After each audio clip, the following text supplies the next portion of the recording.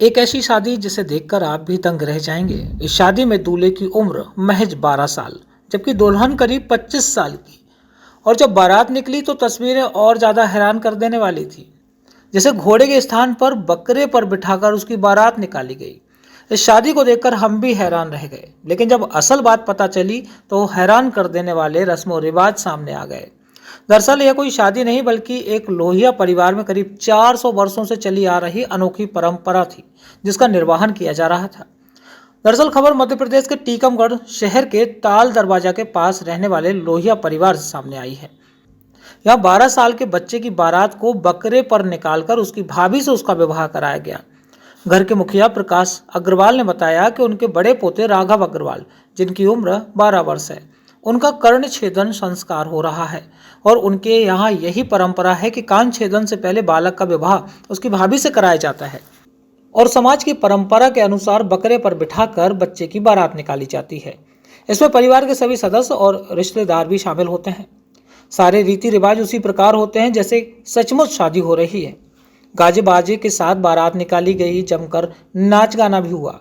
हालांकि इस परंपरा के पीछे का कारण ज़्यादा कुछ नहीं पता, लेकिन उन्होंने बताया कि उनके दादा परदादा के ज़माने से यह परंपरा चली आ रही है और टीकमगढ़ क्षेत्र में लोहिया अग्रवाल समाज के ज़्यादातर परिवारों में आज भी यह परंपरा पूरे रस्मों रिवाज के साथ निभाई जाती है।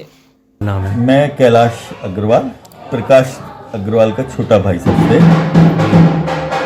तो ये क्या प्रोग्राम आपके यहाँ हुआ है? ये प्रकाश अग्रवाल का बेटा और बेटे का बेटा, वो मतलब पोता कहलाया हमारा।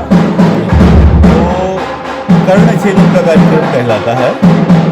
कल कर्ण छेदन हो गया था। कुल देवता को मनाया, पूजा की, अपने मानदान बहन बिटिया, बेटियों की बेटी भांजी सबको बुलाया, उनका सत्कार किया, कुल देवता को मनाया।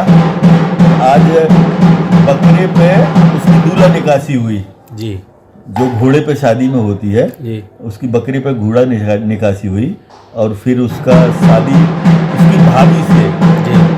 अब इसमें इसका जो बड़ा भाई है, हमारे मने लड़के की बुआ, मने हमारी बहन, तो उसकी बहू की बहू, तो उसके साथ इसकी भाभी का रिश्ता कहलाया। उसके साथ आज इसकी भावर पड़ेगी जी। जैसे अग्नि साक्षी करके भावर पड़ती है ना जी। तो देवी माता की साक्षी करके उसका शादी समारोह होगा और फिर विदा हो जाएगी।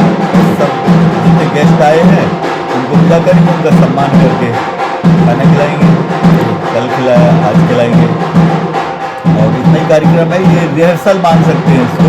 अच्छा। जैसे पूरी शादी जो होती है उसका एक रिहर्सल है।